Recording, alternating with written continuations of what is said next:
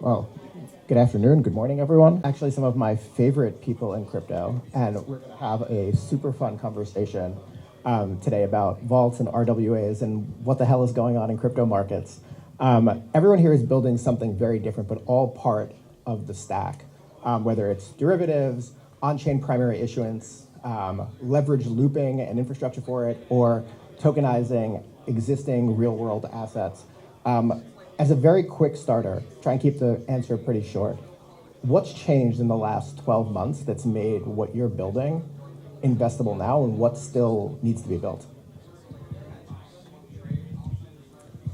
Hi, Bhaji, Centrifuge. What's changed in the last 12 months is that we've gone beyond the can we issue assets and can we tokenize assets into what happens after we do that. So are there liquidity setups around those assets? Are there DeFi composability components that allow them to be tradable and used on chain? Are there different novel ways in which we can improve the base assets by bringing them on chain? So the conversation has gotten much more sophisticated and interesting, and less about selling the value of tokenizing assets and more about selling the vision of what happens next. Yeah, so I think it's also the quality of the assets, because thanks to primary issuers like Theo at Baillie Gifford here, or Bhaji, Centrifuge's efforts to bring existing asset management products on chain, that we can now build more downstream use cases leveraging these very dependable products. I think in DeFi we suffered one too many times from poor quality assets that are crypto native. Poor quality, whether it is due to poor underwriting, credit underwriting and trading, or more recently these OPSEC issues. So if you're putting leverage on top of these poorly formed assets, which 3F is all about, then users can get even more wrecked. Not putting leverage on top of poorly formed assets, just putting leverage on top of assets. Yeah, so I don't think I would have felt comfortable building 10x wrecked products. Now we have, this year feels like the pivot away from these poorly constructed assets to professional underwriting done by professional asset managers such as Baillie Gifford. There's all this institutional interest in bringing these assets on chain as an alternative distribution mechanism. So we feel much more comfortable, more than ever in 2026, really excited to help be the alternative distribution platform for, asset issuers like we have here on panel today. Hi, I'm Theo Golden from Baillie Gifford. So I think, kind of picking up on some of those things, there are two major things that have changed in the last 12 months. The first one has been there has been a real wholesale shift in our existing client base about what tokenization can do for them. So it's changed from simply being, I can distribute into a different type of retail market, to being, I can now talk to my pension funds and offer them something better than I'm currently doing. To give you an example of that, 12 months ago, I was not talking at pension conferences. And over the last 2 months, I think I've done 4 defined contribution conferences in the UK. That is the most sleepy part of the pension industry in the UK. And they're listening and they're taking heed and they're looking at their infrastructure stack. That's a big shift, and one that we should be really proud of as an industry. The second one is a shift on the issuer side, which is about respect levels. So I think there's just been a recognition as more professional players have come into the space, that a client on chain is still a client. You have a fiduciary duty, and you can't just shill poorly structured assets and treat those capital bases with any different respect to your existing client book. Our client book ranges from sovereign wealth to vanguards to etc. Any client that is onboarded on chain should be treated with the same level of respect, and therefore should have access to the same quality of assets. And I think that's the piece which is on the TradFi side. The tokenization efforts have moved from being an innovation back office function to being a production budget front office function. I'm a fund manager. I'm now head of digital assets. We're putting revenue generating people in the front leading the charge around this. So I think there's just been a wholesale shift about respect levels for this space in TradFi. I love that. We're real customers too. I'm on the derivative side. I'm Monica, the CEO of Hypersurface, and we make infrastructure for volatility selling possible on chain. And so we are launching our first curated vaults for covered call selling and other these like very traditional products, but with a non-traditional twist because we launched them on chain. And so we've seen sort of two things converging that have made our product really blossom in this moment. Is we've seen extreme volatility compression in like yields, the ability to get yield on chain. We've seen the collapse of a lot of these like sort of Ponzi style, like, well, it's, 50% APR, but like 49% of it is just token rewards of your shitcoin, and which I think is great and super healthy for the industry because it makes space for people. They're like, oh, well, now we have to actually use real products that have financial mechanisms that work. Shocker. It's been big. It's been big for us. And then the other thing is that we've seen a real boost in the quality of on-chain assets and available on-chain vehicles. So a healthy liquid perps market necessary for on-chain hedging and on-chain fund management. Healthy spot assets, like more exciting spot assets than ever, Tesla stock and all kinds of fun things. The number one request that we get is when covered calls on tokenized stocks, please launch more tokenized stocks and give me spot so that I can make those markets because people are really want them. So there's a lot to pull on in what everyone just said, but I feel like the one through line through all of this is that we've reached a level of professionalism and sort of the next level of crypto and where we're going. But at the same time, and Sonya, you briefly mentioned this, we've been experiencing a bunch of bad exploits and hacks in the industry that have really, I think, called into question how we move forward. And I think if you look through the last several months, you have Drift, you had Stream Finance, you had Layer Zero Kelp Aave. Are these all symptoms of the same root cause, or are these all different things that we have to identify and address in the industry? Yes. Probably both. Yeah, I think the root cause is AI and the accelerated pace of finding these exploits, and that is pushing everyone to just look at every single step, and it's uncovering a lot that still needs to be done. So the focus in the past has been mostly on smart contract risk and, tons of audits and a huge ecosystem around protecting the smart contracts. And the teams are very comfortable in that. The focus now is on OPSEC and on ecosystem layers and how many partners and what the integrations is. So there's just expanded focus, which is a forcing function for everyone to actually iteratively solve all of these steps.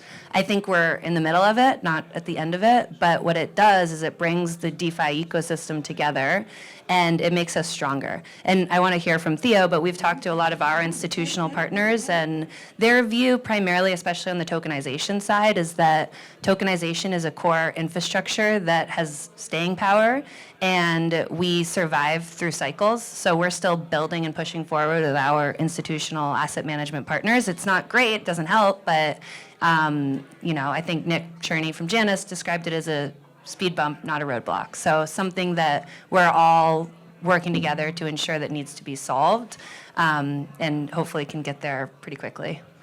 I like that. Speed bump. Roadblock. Yeah, I like that. I have sort of a structural take on this. So when we first started creating these like DeFi products, like Aave, for example, you had to have pooled capital because there wasn't enough capital in order to run these products. It was experimental, and there were only 10 people who were willing to deposit into your pool, but they were willing to take the risk for outsized rewards. But now that there are many more people who are depositing into these products, untethered pooled capital that has ambiguous limitations on who can access it and how is becoming more and more dangerous. And so, the way that we built our protocol is basically we run an on-chain auction that then matches counterparties. And I think that we're going to see more and more of this style of temporarily warehousing before then finding more localized counterparty agreements, because that reduces the amount of contagion. Like layer kelp into Aave into layer 0, like all these things connected to each other. We need to figure out how to do this structurally so that we can support the more capital that we have. Like, we're not just a sandbox anymore running tests. We have billions of dollars in DeFi products now. So we have to like actually treat people correctly now. I think one of the underappreciated aspects about RWAs is, and excuse my French, the key words were atomically fucked. Can you get atomically fucked or not? Is kind of how the founders of and operators of protocols think about, because if you look at the recent exploits, they were the consequence of being atomically fucked. I think RWAs are currently slower. They also have separate shareholder registry. Some have it on-chain, or will have it on-chain, some have it off-chain, but there is an additional compliance mechanism to make sure that the tokens minted are correctly mapped to these KYC entities. So I think this is a subtle point, and Jim Hiltner from Superstate recently had a tweet regarding this, that one of the beautifully underappreciated features of RWAs is that you can have ownership attestments that are not available for something like Resolve, for instance, where there was an infinite mint hack, and that was that. Yeah, I'd agree with a lot of it. I think there's a couple of extra points to make from just, I guess, from the more insty lens, which is, so the first thing is around just like basic risk controls. So like the way that we control risk in TradFi is not point in time analysis, it's ongoing. So I think one of the major risks in DeFi adoption, particularly like things like smart contract audits, like you've got a week to hack the thing. It's like, that's not how hacks happen. Like it's, program, like I think there's some crazy stat like NetWest gets like 3,000 attacks from X, country on some grey list, a week or a month, whatever it is. It's an ongoing process, and so therefore the risk controls and the monitoring needs to be ongoing. And I think like that really hasn't been scaled out properly. There's no really good white label solution that's come at scale for institutions to adopt. And so you've got this mismatch in like what high quality risk control measures look like and what basically DeFi is being forced to take because people haven't offered that solution yet. So I think that's the first beat. It's a greenfield space for people, and it's one I'm very bullish on. So if you're building something, let me know. The second piece is around like Sonya's alluding to there, around like regulation. Like regulation in TradFi is often a kind of solution that has come out from a crisis, and so. A lot of the regulatory things that we do, particularly around TA, reconciliations, etc., serve a very good purpose because they prevent stuff like this. Now, on an atomic basis, it means that we need to be way better at it, but these things are already in place. And so I think, to Jim's point, having essentially decentralized rails but centralized assets is the healthiest combination that we can use today. And so you can have things like permissioning assets, you can have much clearer controls around, for example, the amount of like capped mints and stuff like that. These are just basic things that we do in TradFi anyway. We just do it on a database rather than a blockchain. So again, maybe that's something that we can help contribute just by being in the room.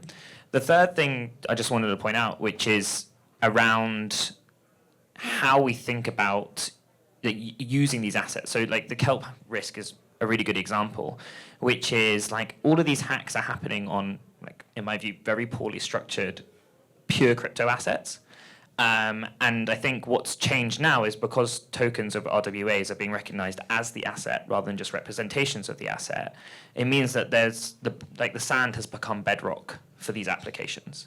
And so I actually think that this is just a very natural effect of a kind of a wash of old assets which don't have product market fit anymore, and people just shouldn't be touching ultimately. and it's kind of making way for some of the work that Bhaji and ourselves are doing, who can come in and properly serve clients in the right way. So I want to grab on that last point, even though you gave me an opening to talk about risk. And obviously, want to make the panel all about me, but it is all about you. This is your chance. No, I actually want to take advantage of the opportunity to have this particular panel here to ask the following question about real-world assets. First of all, I hate the term real-world assets, and I blame you mostly for the. Well, you've kept it going. Pretty strong. But these are all real-world assets. Like Ethereum and Bitcoin are just as real as these other assets, and it's just whether or not they're on-chain or not yet. And I think the question that I think forward-looking is how you bring them on-chain, right? And Centrifuge, 9 years ago now, right? Pioneered the model of creating a legal structure using an SPV to actually put an asset in, create a token that represents an ownership interest in the SPV, and now you have a tokenized asset, right? Where on the other hand, Theo's out there talking to everyone about how that way in creating wrapped assets is not actually the better way to do it, right? And actually there's, what you really need to do is collapse down all the financial intermediaries into less and not wrap the assets and issue them primarily. Looking out 5 years, what happens, right? Where does this go? Start with Theo. Yeah, go for it. Ladies first. It's iterative. The work that we did when we were founded in 2017 is much different from the work that we're doing now. And we are not at the right end solution today, but we're at a very viable solution for today. So the example you gave, we have supported and run a variety of different structures over the years. I think the best that we've done in terms of fully adopting on-chain is the work that we did with Block Tower Credit, where it's a credit team, they built a credit fund on-chain, they tokenized the assets at the individual level represented as NFTs, and then they constructed a securitization and built the CLO on-chain. The work we're doing now is primarily offshore, so we're building regulated funds out of BVI. We chose BVI because at the time it has had the best view into legal protections around tokenized assets. So an investor into the fund has a fund share, has direct recourse to the underlying. We're working with asset managers like Janus Henderson, Apollo, and in the example of Janus Henderson, they have a 40 Act fund, that JAAA, which is AAA CLOs, that their team runs out of the US, and then they have their same portfolio managers who are running the tokenized version of that fund. So we're not buying the ETF, we're actually submitting the orders, and those portfolio managers are buying the CLOs, which are owned within that fund. So it's, ultimately we want to push into the US, we want to build a tokenized share class on JAAA, and we want to continue to iterate and move into the existing infrastructure and ecosystems. But for the on-chain market and for the demand that we have and for the place we are in the regulatory landscape and evolution, we feel we have a good couple years still with this existing structure. Yeah, just before I kick off, you've had people like Bhaji and people like Carlos at Securitize in this space pushing at the very frontier for almost a decade in the public realm, right? And that has been, I'm sure, one of the most exciting but also painful experiences. And so, first off, that needs to be called out as just an incredible contribution to everything that's now happening in the space. The SPV model is it's very simple in terms of it's used in TradFi. It's not necessarily a new thing. It's a way of getting access to a product very quickly, in a way where you kind of can arbitrage different regulatory functions. So tokenization has not been feasible in most jurisdictions for over that last decade, and so it has been a necessity to use that. Now, as I said at the opening, the conversation has changed. There is a lot of TradFi teams who have been doing tokenization over the last decade. We just don't talk about it, and it was done in private. More names than you would, different names that you would expect is probably the polite way of saying it. But now are coming to the fore. And over the last year, as I said, the regs have changed, the institutional appetite has changed, and what that has meant is that the work you can do to bring the asset on chain can be far more kind of familiar to those client bases, and the expectation for them to be familiar is also higher. And so we have a very strong hypothesis at BG, which is any asset that is brought on chain for it to have true longevity, must be the same but better. So it must meet the same investor protections. It must have the same, you should be able to in-specie assets, etc. But the better element is what you can do with it. Can you get T0 settlement? All this stuff. Can you get atomic settlement and T0 liquidity? But not atomically fucked. But not atomically fucked. Unless that's what you want. But like, whatever. But the main point here is around like how do we achieve that now? And this is the go forward basis. And this is I'm sure Centrifuge are working on lots of these things as well, but you may have seen from like the UK regime now, it is now legally viable to have a fully on-chain books and records. That's what we did with our strategic bond fund in December 24.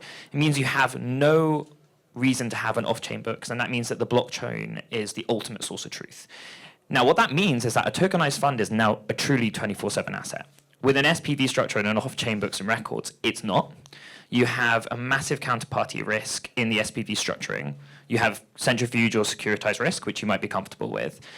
But most importantly, if you do any trades intraday and then something were to happen to those entities, God forbid they go bust, before they update the off-chain books and records, none of those transactions you do have legal recourse. That doesn't work. So that really doesn't work for 24/7 assets, and it doesn't work particularly if you're doing any sort of DeFi or collateral use. And so you have to, in the long term, be using an on-chain books and records. And the only really possible way to do that is through the direct issuance model, because otherwise you double the cost. And that's the second piece, which is the same but better thesis is very strong to us, which is that any fund that we bring to market must be the same cost as our existing funds. So it's down to that respect point as well. You cannot charge someone 50 basis points for a money market fund and then charge your TradFi clients 8. That's completely unacceptable behavior. And so to match the cost base for a fund, it has to be a direct issuance. Otherwise, you have two sets of operational structure, both at the SPV and at the fund level. And so from a TradFi perspective, again, that doesn't work. The last thing is around that direct recourse piece, which is fund regs are really, really good.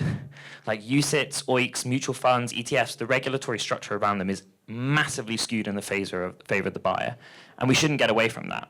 And so the last piece is like going for those structures, tokenizing them natively is the only way we're going to be able to port on our existing book. There is no way I can sell a tokenized fund to a DC pension fund and sell them an SPV. I will get laughed out the room. I can, however, sell them a UCITS fund, which is directly issued. And that's kind of the whole point, which is that you asked me 5-10 years. What I care about in 5-10 years is that the $300 billion that we manage, that should all be on chain. Not do I have a 10-20% market share of a 30 billion RWA market. I love the RWA market, but I want my contribution to this community to port that capital on chain rather than to extract from the capital that is already on chain. I have a question for you, Theo. Yes. So the pension funds that are already, say, clients off-chain of Baillie Gifford, why would they be interested in buying the digital twin? Or, I don't know if digital twin is the right word, the native, of the fund that they're exposed to already. Yeah, so there's two reasons why. So the first one is around, three actually. First one is around collateral. So to give you, this is like such a niche example, but in 2022, the UK government bond market just like completely blew up. I don't know if you remember, but we lost the Prime Minister to a lettuce that all went down. And basically the reason was that there was a fire sale in the government bond market. And the reason was that we couldn't post money market funds as collateral. We had to sell the money market fund, so sell the underlying gilt, take the cash, and then post the cash. And that meant that we kept on getting margin called as more people were selling the money market funds, right? The people who got screwed over most by that were the insurers and the pension funds. So they went, maybe I could have not done that if I'd had a tokenized money market fund, which I could have posted as collateral and have that recognized. So there is kind of this lived experience of pain, which people are like, this would have fixed it. So that's the first piece, is this collateral use case. The second piece is around having the ability to do either fast rebalancing, unitization in some respect, on the existing structure. So, for instance, being able to not have to have reconciliations internally, that they can basically trust that ledger coming directly from either the TA, transfer agent, or the custodian or the fund manager. So that's kind of just like bringing down their cost base, makes them higher margin businesses. And the last one is around the investment universe. So what funds do really well is they unitize things. They take a pool of assets and they make them units. And for a lot of private assets, you can't do that. Like a GPLP structure is really hard to unitize. You can do that with a tokenized GPLP structure. And so the reason why everyone's very bullish on tokenization is because what you basically do is unitization on steroids. You can unitize your whole investment universe now. And they're very willing to start with stuff which is at the lower end of the risk curve because it facilitates that end future. And it means that you can start going from, rather than having to do these awful kind of BDC structures for private assets, you can start to do that in a way which is much more, facilitates more liquidity in secondary markets and allows you to do things like rebalancing in retail portfolios. So that's the end goal. It's this ability, and you're dealing with institutions that have 5 to 10 year capex cycles, and they're willing to be patient, so they're getting involved now. Or they want to do leverage looping. Well, from the on-chain capital's perspective, none of this nuance that we discussed is being priced correctly. I mean, people are still anchoring on what APY you can get, on what leverage factor, and maybe some people are starting to understand the credit risk associated with the RWAs that we're bringing on-chain. But to give you an example, in a rational world, so if we included the Baillie Gifford to be tokenized fund, which has this direct issuance model, and one of the SPV structures that Centrifuge has historically brought on chain, if you're putting them on Morpho as collateral and the loopers get liquidated, the liquidator should be able to price the credit risk as well as this legal risk associated with the two different issuance models. That level of sophistication today does not exist, even if the liquidator is a market maker or prime broker. So I think a lot of this subtle differences in the issuance model get mispriced in on-chain. I think it might take a few years for all these layers of different risks associated with the different issuance models to manifest in, for instance, like what liquidation premium as a liquidator you should demand from the money markets or the lending protocols. But such is not the case right now. How would you consider the risk of atomic liquidity versus the risk of an off-chain structure? Do we stick it? Such an interesting debate. It really comes back to the idea that a lot of these assets are not meant to be liquid in the first place, and by bringing them on chain, we're sort of creating this environment where we're forcing them to be liquid. We're trying to get them to be liquid, and that may not be the right answer, and that's really something I think that we as an industry need to grapple with. Is does everything need to be looped, right? And does everything need to be liquid and pegged to a dollar? No, I think there's another piece which is I can't wait for the crypto community to find out about the thing called the time value of money, which is really quite important. And that's basically what is the difference between T0 and T+2? And the answer is as you take out stop gaps in the financial system, you have to force in liquidity earlier, and that costs money, right? And so when you're having T2, you have the opportunity cost of the cash up front, but you're not having to pay up for the liquidity in advance. And so as we move to this more atomic system, you're going to have to pay up for the time value of money of those cash cycles, and that's going to be quite an interesting one for more crypto native people to experience. It won't actually be very expensive. And the other thing, especially with a fund, we're dealing with fund structures. So for instance, if you are redeeming T0, you've struck NAV already, so that's the price you're getting. So you only really have you have pretty capped time value of money risk. You don't have price risk, you only have the time value of money risk. And so I actually think a lot of the kind of existing TradFi processes are going to allow people to have a less uncertain ride of that experience, but they're going to have to get used to, some of them might have to do the CFA. I'm actually really excited for this new role called bridge facilitators on 3F, who play this exact role of fronting you the cash, you as in the protocol who supports the leverage LPs, so that you can lever up in one go.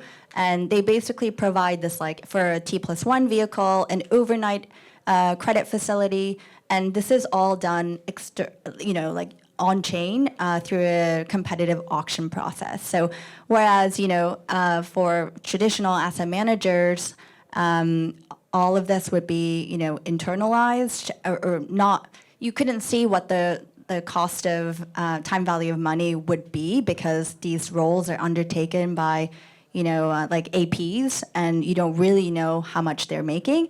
We're externalizing this to whitelisted actors who will be bidding on chain, and you can see what the auction clears at. So hopefully, the more competitive this auction becomes, like the lower the cost of liquidity becomes to bridge the gap between atomic and non-atomic. And I'm really excited to see how this pricing model turns out as we scale 3F.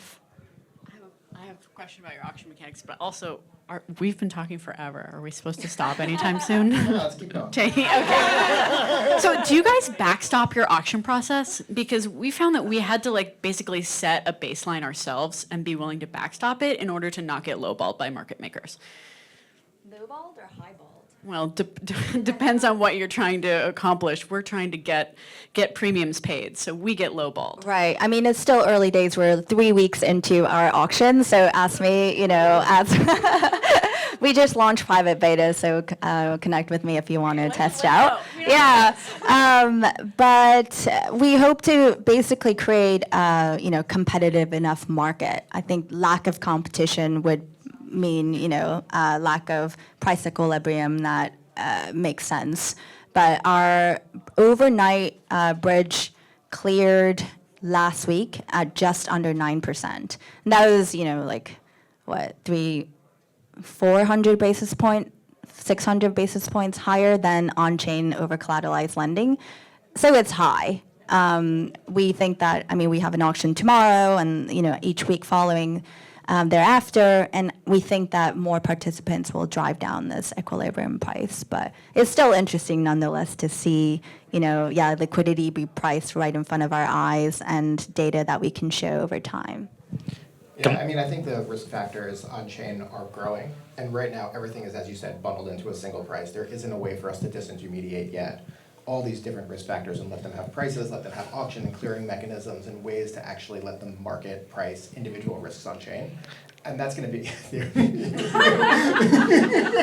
I would love to know what these APs are making, right? Well, I think there's a couple of things, which is asset managers have a real duty of care here. The reason you don't have that is because they're not disclosing them. So if you look at these tokenized funds right now, do you know what the duration exposure of ACRED is? No. They don't disclose it. It's not in the prospectus. How do you know that? How can you price that risk? And I'm talking about duration in terms of the traditional sense, not the crypto sense. Do you know the breakdown of the live, are they doing daily, weekly reporting of the credit risk? No. Asset managers need to step up to the ball, and if they're expecting people to leverage assets, they need to give the disclosures that are required to enable that process. The same is true for the underlying assets. If you have illiquid assets, you need to be giving guidance about the liquidity cycles for them. CLOs do trade in secondary, but it's not an assured buy. There's never been a default in CLOs, but there has been massive illiquidity risks at different points in the market. And so there's we have to do some education, and there are people out there who can price the risk, but we need to facilitate them in that process. But let's go actually a level up, right, which is to the vault curator, right? And everyone is talking about how vaults are the future of finance, they're the future of asset management, and we have this class of people right now, this role of the curator, which in a lot of ways looks like an unregulated fund manager, right? They are picking assets, they're setting risk parameters, they're taking a fee, but right now they're totally unregulated, right? And there is no giant disclosures that comes with investing in a vault of here are all the risks. And for the moment, it seems like from a regulatory standpoint, they're okay as unregulated fund managers. I think that's going to change as time goes on, but what do we need as an industry? Right now, no, there is not one case that I know of a regulator going after a curator inside of a vault product. Not yet. Right? Not yet. Listen, we curators existed during the Biden years, right? And that's, they didn't go after them, when are they going to do it? Right? So right now that exists, which means I think it's on us as an industry to start saying, what do disclosures look like? What should you be disclosing up front? What risks need to be priced into this and be talked about publicly? And I think some small steps have been made, right? Steakhouse started putting their own internal ratings on their own vault products, and that's a step in the right direction, right? They're actually disclosing some risks, but it's not nearly the same thing as when you buy a mutual fund and you get a 2-pound document that tells you all the risk disclosures. Right now, we only work with vault curators who are also registered investment advisors. And that was because when I started to go out and trying to source capital to start our first vault, everybody was like, well, who is this person who's going to be making decisions about our money? How do we do this? But, it was really that we wanted to enforce that. And eventually, we will get to a point where we may end up having a permissionless product where other people can launch vaults that can access our volatility execution engine. And at that point, it is just going to be up to the individual person who's going to be depositing, whether they are willing to accept the risk of that or not.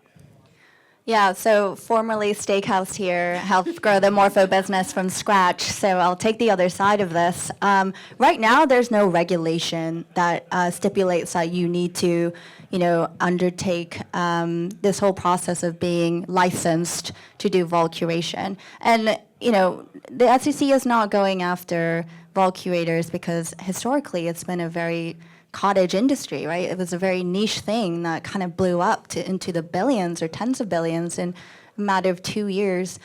So I think now that licensed asset managers are coming into the vault curation space, they're using their license as more of a marketing ploy, but it is certainly not a legal requirement to play this role. I actually think that people like Steakhouse who have been in this industry for now 2.5 years have accumulated a lot of know-how as well as that high level of responsiveness required to basically dodge the bullets that have been firing at us for the last, especially in April. Whereas asset managers who are getting into this space have yet to, gain that same knowledge by, you have to learn by doing it, right? Also, I must say that the Morpho activity seems like a very different type of asset management activity than some of the other, vault curation activities like Alaveda or Machina. I think level of discretion at the Morpho level feels to me more like mechanical, just redistributing liquidity based on the yields that are available at the market level, versus if you are an entity that decides to put vault TVL into active strategies like looping, then you're making more of a discretionary and risk management choices, and therefore this level of activity with discretion is likely to be classified as on-chain asset management. So I think there's nuance here that is not yet really being discussed in the public forums, but I know that in the back end, vault curators are having extensive conversations with white shoe law firms to get ahead of the regulatory environment. Yeah, I think that's the point to pick up on, which is just because something's unregulated now doesn't mean it won't be regulated in the future. So direct lending, private credit was unregulated for over a decade before it became a regulated activity. It's just a natural progression of the market. Doesn't mean that the current market leaders won't be the market leaders in the regulated regime. As you say, they have the know-how. There's also the other piece, which is that borrow-lend is a very different type of asset management to normal asset management. It's not even like direct lending. You are basically doing microloans, which is like a really distinctly different risk management process. The last thing I just wanted to say is, from the consumer angle, look, whether I think vaults or fund managers or vault curators should all be regulated to the same level as funds, it's kind of beside the point. Just because something is not regulated doesn't mean that your due diligence process shouldn't be any different. So you should be looking at all the same criteria that we look at for manager selection, which is all the normal things: track record, are they actually adding alpha? What's their liquidity? What's their risk controls? Like the underlying assets, are they taking silly risk on the assets they borrow and lend against? That due diligence can still be done by you as an individual, regardless of whether the curator is regulated. And so I think that's just the onus. And the weird thing about DeFi is that we're starting with the retail market. whereas a lot of things like direct lending, etc., started with the institutional market. So the know-how was already there to do that, and that's the uncomfortable truth about this right now, which is that you're starting with retail who don't really know that or understand it yet, which is arguably why in time they should become regulated. Do you think brand matters? If you look in traditional markets, right, everyone's looking at, oh, BlackRock, great, I trust them, right? Oh, Invesco, I trust them. Oh, Fidelity, I trust them. Oh, an asset manager I've never heard of, even though they're a $300 billion asset manager, maybe I don't trust them. It's a 100-plus-year-old institution, guys. I must disclose that I'm also a Baillie Gifford alumni. Sonya's ex Baillie Gifford, so you fired 2 shots there, buddy. Giving Scots your money? No, but I think that... We invented banking, buddy. But does the brand matter, right? And I think that extends out even to Centrifuge, right? Like, is it matter that it's tokenized by Centrifuge, or is it Janice's brand that matters more, right? Does it matter that it's brought on chain by XYZ? Or is it actually that the underlying thing needs its own diligence and the brand doesn't matter in this space? It depends who the audience is. So Centrifuge's brand mattered when we won Janus. Centrifuge's brand mattered when we integrated with Sky. In both of those scenarios, Janus wanted to know that we had a 9-year track record building on chain, and we understand on chain. With Sky, they wanted to trust our smart contracts and our integration and the legitimacy of our dev team. Now, what's next? Janus's brand matters. So it is Janus that they're coming this week, and we're sitting down in all the meetings, and it's really talking about how do we bring this back into TradFi. And in that scenario, our 9-year track record is nothing. So we have no ego in this game. We want to build successful products, and we'll be the invisible infrastructure layer and partner for folks like Janus and these brands that are the ones that are really catalyzing this within the relationships that they already have. Yeah, I completely agree. Like, this is a greenfield space for asset managers, so I think there's a brand kind of matters, but it's more like can you add value? It's very simple. So there's lots of asset managers that have kind of had distinct niches, but then hit market quite quickly and early, and then grown kind of massive franchises in those spaces just because they were there first and brought the same level of standards across. The piece I would maybe say, one thing I would disagree with Bhaji is about how those, I think someone like a Centrifuge still matters in those conversations. It may not matter at all in terms of like, am I going to deploy capital because I want this risk factor? But I think it really does matter when it comes to structuring and being able to communicate how the things have been done. So the thing that Bhaji is incredibly good at, she just explains tokenization very, very well. It's very hard to do that to institutional allocators if they don't know the first thing about tokenization. And so I think there's kind of probably the equilibrium shifts towards the active manager adding value through alpha. But there's also the marketing component there still, I think, stays quite strong on the tokenization engine because, candidly, there's probably only about 5 people at Janus who can explain tokenization. They're very good at it, but there's 5 of them and it's a very big firm. Yeah. So you're still essential. I fully agree with that. And to take it a step further, DeFi composability is, how you get the fund distributed. And Centrifuge has been in this space for a very long time. They're all connected into all the major protocols. If you're the asset manager with no idea about the on-chain landscape and who you should integrate with, then finding a on-chain expert who can direct how the distribution should happen is incredibly helpful, especially in the age of all big asset managers are thinking about tokenizing and bringing their bond funds on-chain. They started out with money market funds, but I believe, through the 3F lens, the big use case is leverage looping or leverage carry on these underlying products. Well, we integrated with Centrifuge because we knew that their tech stack was robust. There are a million different other tokenization agents begging us to integrate with their tech stack. Well, our smart contracts, need to be robust. We need to go through security audits. There's a time investment, money investment to include these tokenization agents stacks we're not going to do all of them. So I think there is a real moat here for early movers like Centrifuge who have the on-chain relationships and the on-chain trust to be able to, help distribute these products on behalf of the asset managers. So if you guys want to be available on 3F, come to Centrifuge. We're already integrated, so yeah. I think it's hard to imagine an industry in which brand matters more than crypto in some ways. Maybe it's because we're so loosely regulated, but is there another industry in which like due diligence is so concentrated on Twitter? Like so much of DD on like, oh, is this a new project that I should trust? Is like you go to their Twitter page and see if they have like a reasonable number of followers and like a good history, and then from there you go to their docs, and then from there like. Brand is everything in this industry in a way that it's not necessarily the case everywhere. And so it's nice to see, as people establish credibility over time, then hopefully we can and move into a place where maybe we'll have more actors in the industry and our DD doesn't start and end on Twitter.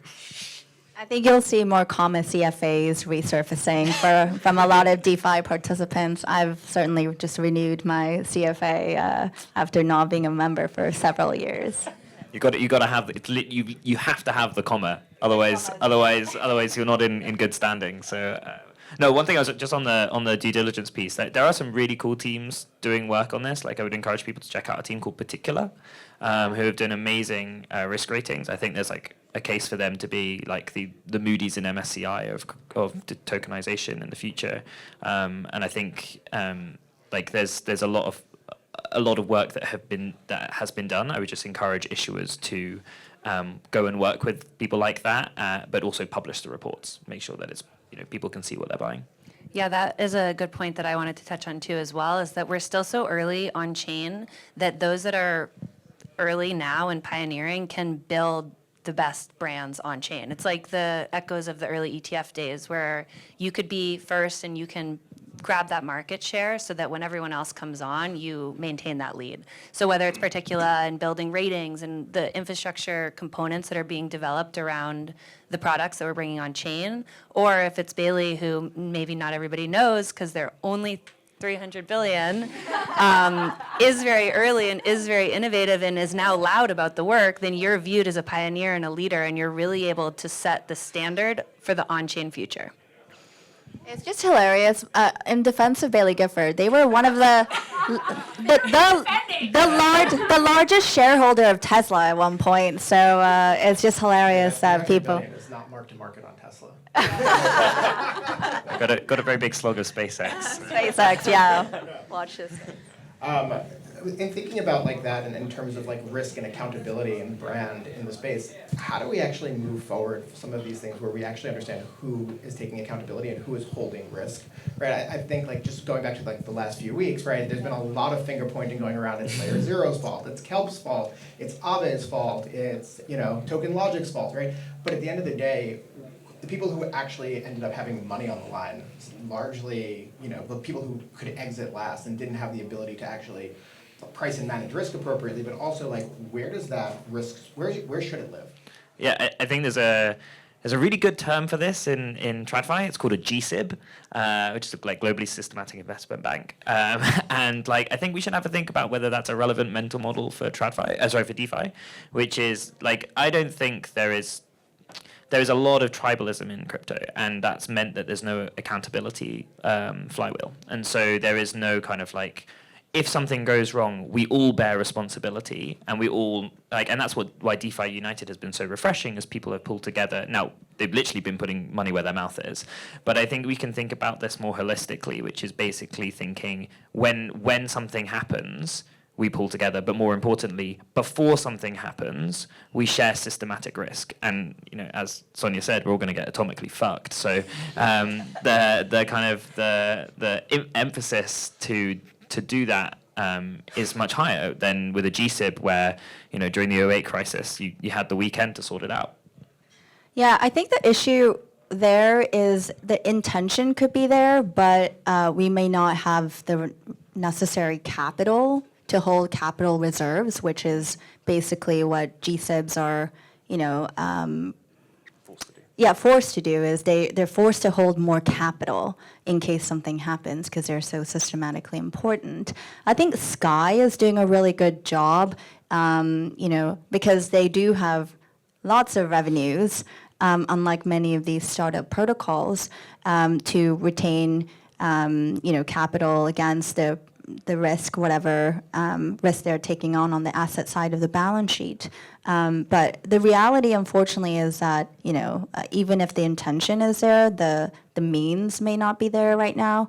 So I would, encourage the larger protocols who are, who have reserves in their treasuries to really think about how they want to structure the equity side of their balance sheet, because it is important. Are they a bank or are they a hedge fund, right? Right now it's looking more like a hedge fund where if they incur losses, the users incur the losses. If they're more like a bank, then they should be able to, absorb some of the equity risk and protect the users. I think that's kind of the point, right? Right now, if you think about these assets that are issued, especially the ones that are dollar pegged, right? You kind of like think about them as like it's a retail product. And at the end of the day, it's actually a bank who's issued that, and that bank, if they have no equity reserves, right, and they have no ability to backstop those losses, it's just retail who gets wiped out, right? And retail, who has the slowest moving power in the space, they get screwed pretty royally. And I think what Sky is doing is actually fabulous, right? But it's almost like a little too late in some ways, right? I mean, it's a great idea, but for I don't know how long they've been doing it now, where they've been pushing out 75% buybacks instead of building up that capital reserve, and then all of a sudden they realize we should build up that capital reserve. Hopefully nothing happens in the interim until they get to the right size, but a GSIB has, at the end of the day, the GSIBs expect 2 to 3% losses on their books, right? Aave couldn't handle a 50 basis point loss on its books without having functionally a private bailout, right? And that's just a fact I think we all have to address and deal with, and that until we get to that place of maturity in the industry, I think the growth is going to be a little constrained. Do we have time for one more question? No. We probably have time for lunch. Well, thank you all for hanging out with us today. Thank you.